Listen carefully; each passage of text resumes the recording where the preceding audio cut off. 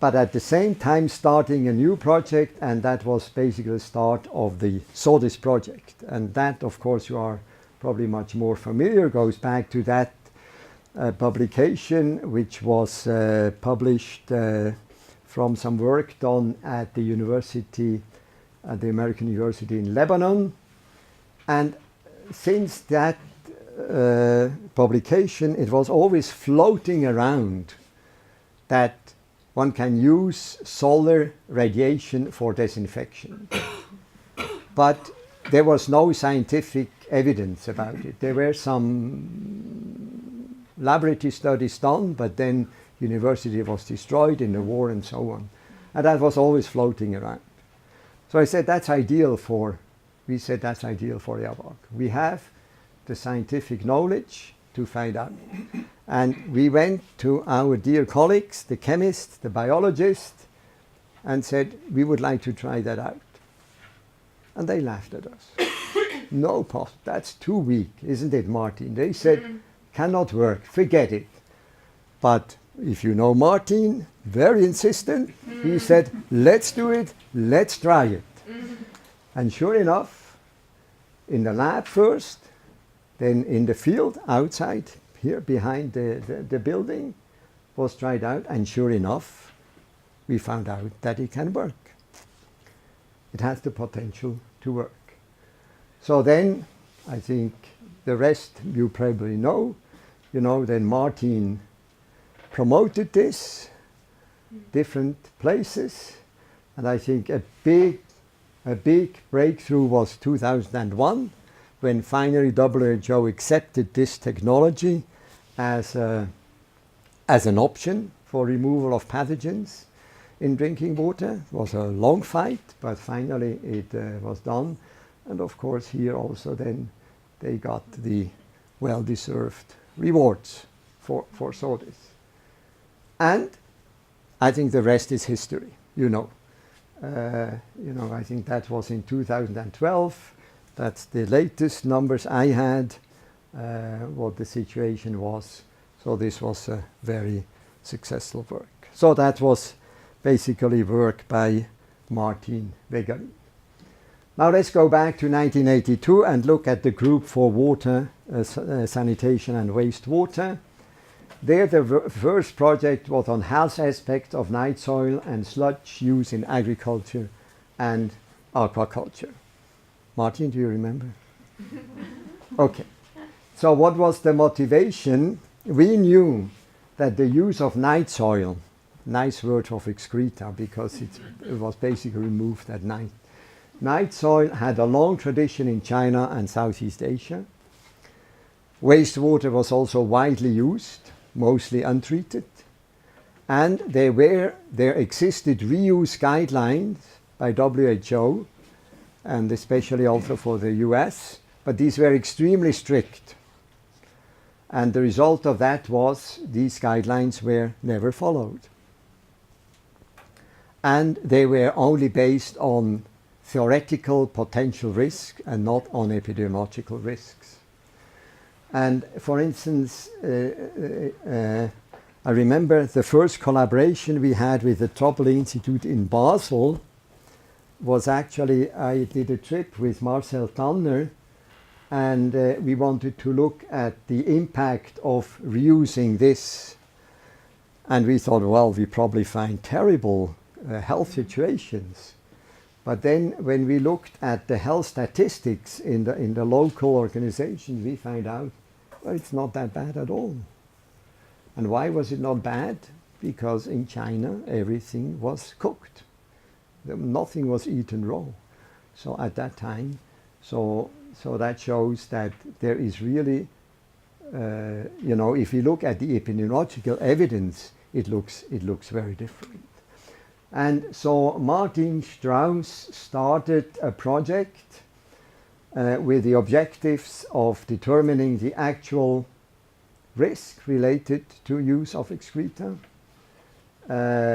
highlight the sociocultural, technical, and institutional aspects of such practice. And this was actually complementing work that was also done at the World Bank, UNDP World Bank, program. By the way, the UNDP World Bank program that I mentioned before, founded by John Kalbermatten, was actually the organization which became later the Water and Sanitation Program, which was actually one of the most, I would say in our field, the most successful, the most interesting program that was done.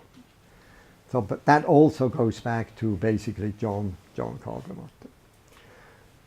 So, reports were produced, Martin, isn't it? Pierce Cross, dear Pierce Cross, again on existing practice and beliefs in the use, so the sociological aspects. Then Martin spent a lot of time looking at the survival of excreted pathogens and fecal sludge in soils and crops. And together with Deborah Blumenthal and Richard Feacham from the London School, they looked at the epidemiological perspective. So these reports then were sort of a basic for a big international group of experts meeting in Engelberg that we brought together in Engelberg. And what came out was the so-called Engelberg report.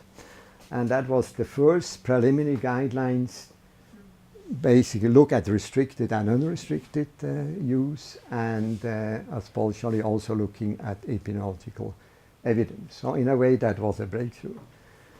And then another meeting took place. We organized in Adelboden and reviewed the guidelines for the safe use of wastewater and excreta, which actually replaced the 1973 WHO guidelines.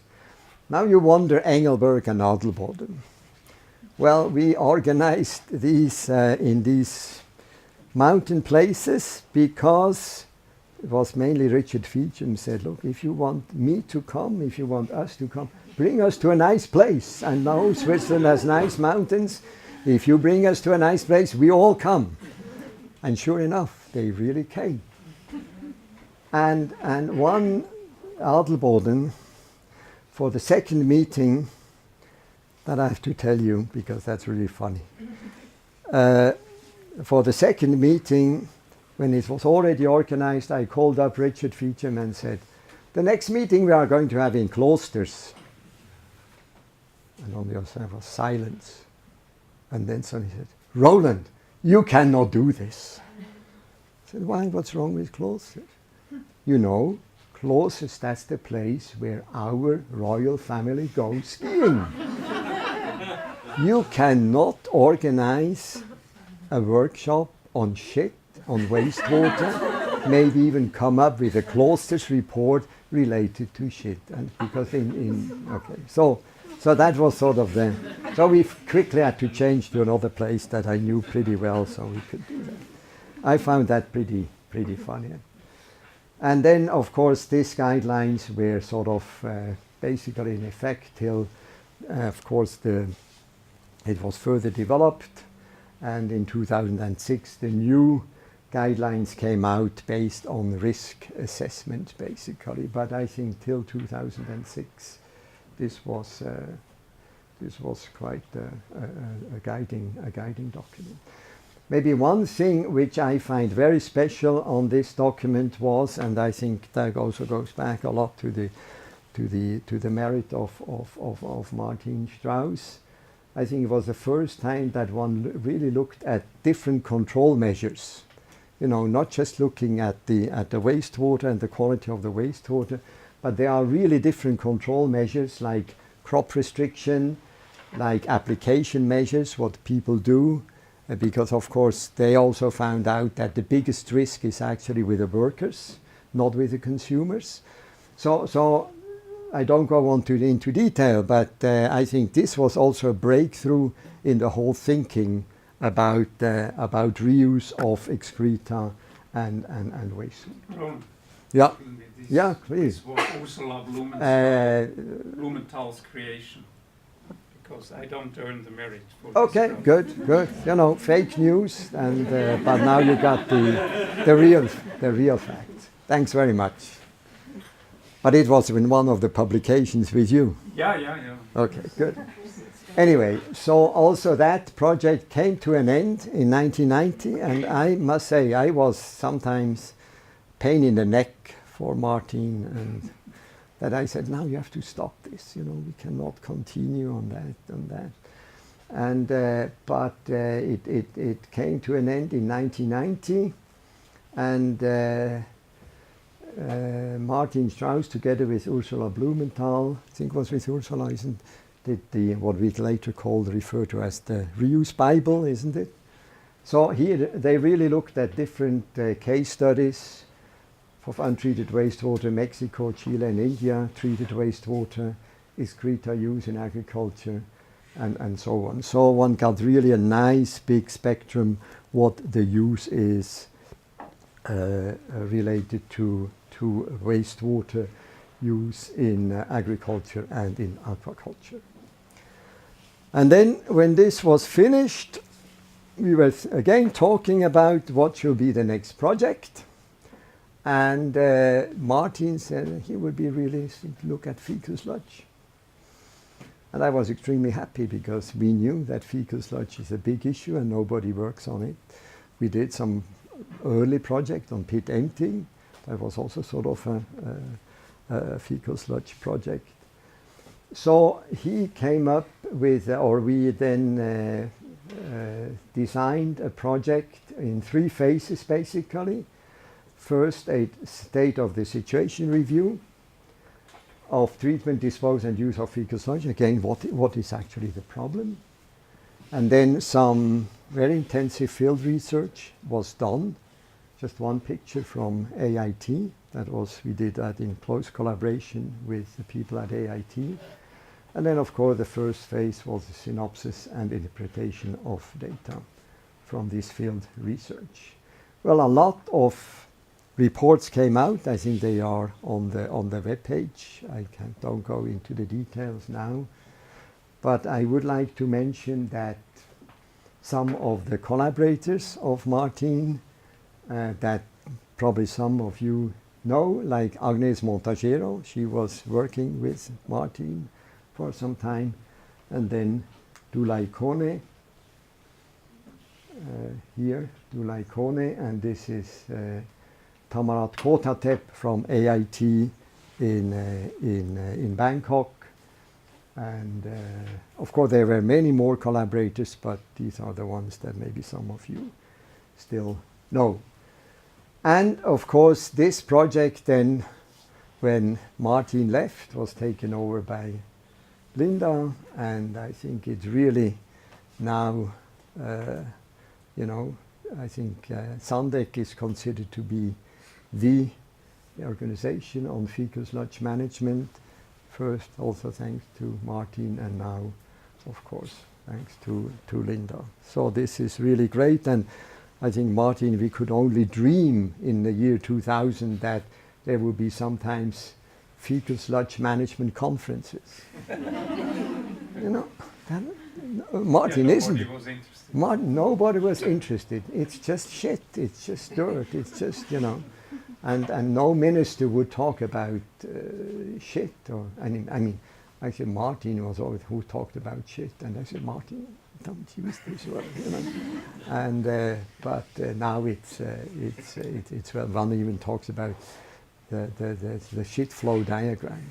Yeah, by the way, Agnes Montagero, I don't have time to go into that now, she did with us a PhD on material flow analysis, because the department at Eawag, and solid waste management department, well, it was no more called solid waste, but anyway, they actually developed this methodology on material flow analysis. You know, how material flows through a whole system.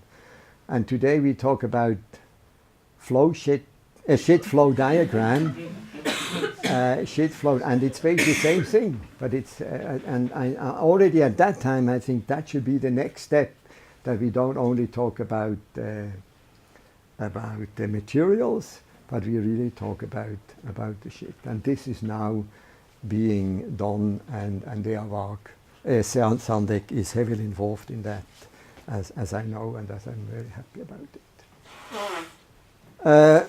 Yeah, 1990 was, well, I was given 30 minutes, but anyway, so in 1990, first project related to solid waste management took place because I actually used my sabbatical, my first sabbatical in 1990.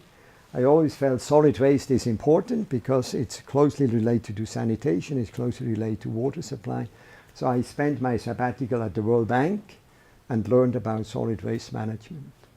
And so when I came back, then we identified the problems, issues, and so on.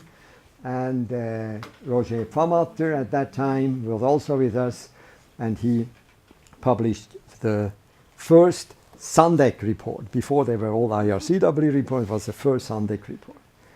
And we looked at non-governmental refuse collection in low income areas, involvement of private sector, NGOs, and so on. I don't go into the detail. First Sandec report. A small story about that. When we changed the name in 1995, some people came to me and said, "Finally you have the right name, Sandec." And, you know, we had a fight. We had sometimes a fight in Eawag. People said, "You guys are just traveling to these nice places, so just call yourself Sandec. That's the right name." And we had to convince them that's a myth. The reality looked like this. So, anyway. So let me come back now to and slowly finish. I think we were also, I told you how important for us it was always the big networking, outreaching. That was always at the center. So we did also the networking in Switzerland, and actually many of you know Aguasan. The first Aguasan meeting took place here at Eawag in 1983 because I called in SDC, SCAT, Helvetas for a common meeting that we should exchange among ourselves regularly. So that started in 83, and you know now it's still going, it grew, and I think it's still very much alive. But that also started here at Eawag.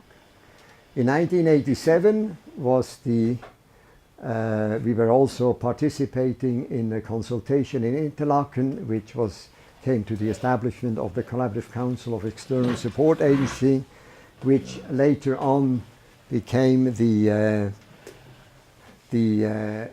Water Supply and Sanitation Collaborative Council, Secretariat in Geneva. Many people of you may have heard. This council was very important for us, because it was a neutral international coordinating body with research institutions in water supply, sanitation and hygiene sectors, but not only research institutions, funding agencies, bilateral agencies, governments and so on.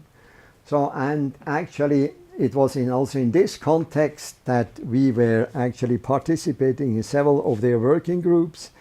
I had the honor and pleasure to chair one of the working group on environmental sanitation, where people tried to say, why is environmental sanitation not happening? So, and in that context, we developed the Bellagio principles for sustainable sanitation, basically saying that we have to move from a linear top-down planning approach to a circular bottom-up, top-down planning approach, putting the household and community at the center, that waste should be considered a resource. You'll maybe laugh about that, but at that time, I mean, the conventional engineers told us that we, under special people from WHO, that we are unethical, that we put people on jeopardy when we reuse wastewater and so on. And so that waste should be considered a resource, and then of course looking more at decentralized solutions, that the problem should really solve at the place where it is created.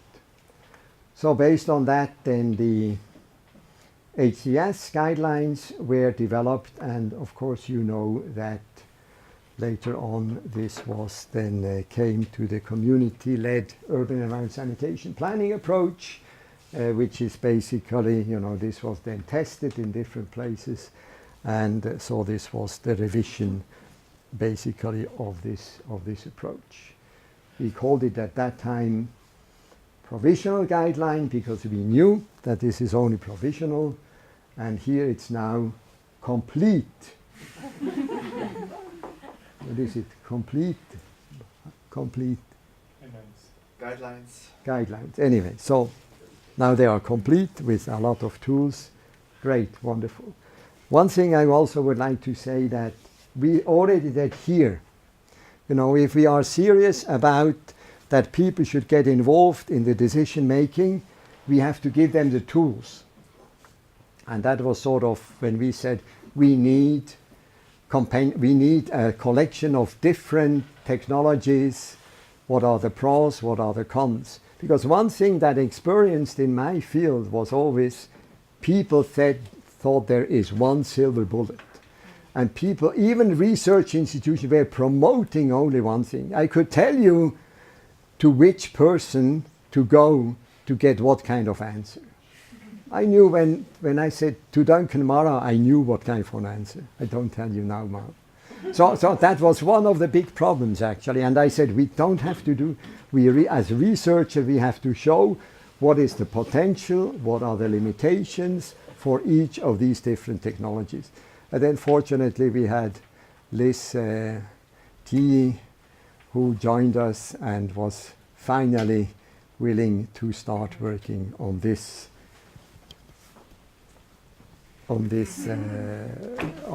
compendium, which became, of course, a great success. Now I think I should come to an end, but there are many things that I should have told you. I think I said you in the beginning, one of our main goals was to sensitize people in Eawag for the problems in developing countries. That was always one of our main aims. And I was very happy that some people then joined me in this work. One I really would like to mention is Michael Burke. We had the pleasure to work together in a big SDC-funded project in Vietnam, environment science technology for northern Vietnam. He was dealing with